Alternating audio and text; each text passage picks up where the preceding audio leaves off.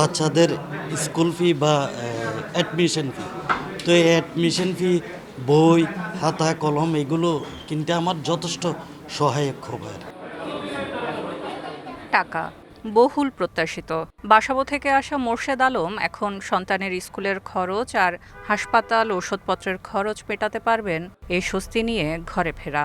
দীর্ঘ সময়ের তথ্য যাচাই বাছাই শেষে টাকা নিয়ে ফিরলেন কাশেম সাহেবও। স্বস্তি এখন ব্যাংকটি সরকারের হাতে। কিছুদিন আগে ৩,০০০ টাকাও তুলতে দেয় নাই, ফেরত দিয়ে দিতে চাই। তো এখন যে টাকাটা তুললাম আমি মোটামুটি সন্তুষ্ট। প্রায় ১.৫ বছর পর টাকা পেতে শুরু করেছেন ৫ ব্যাংকের আমানতকারীরা। একই দিনে পাল্টে ফেলা হলো ৫ ব্যাংকের নাম।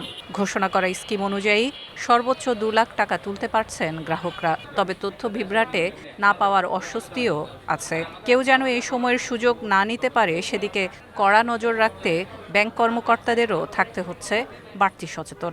আমি দীর্ঘ ৬ মাস পরে পেলাম।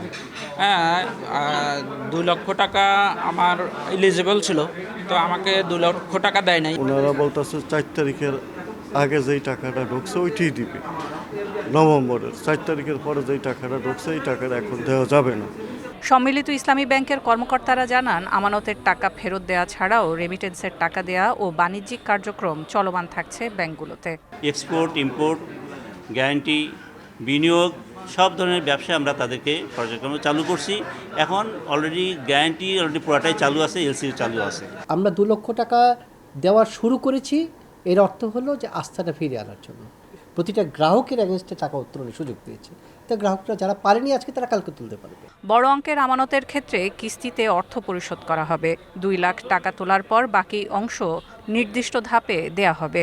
স্থায়ী আমানত অর্থাৎ এফডিআর স্বয়ংক্রিয়ভাবে নবায়নের সুবিধা থাকছে এবং গুরুতর অসুস্থ আমানতকারীদের জন্য বিশেষ ছাড়ের ব্যবস্থা রাখা হয়েছে বাংলাদেশ ব্যাংকের ঘোষণায়। সেলিয়া সুলতানা, সময় সংবাদ, ঢাকা।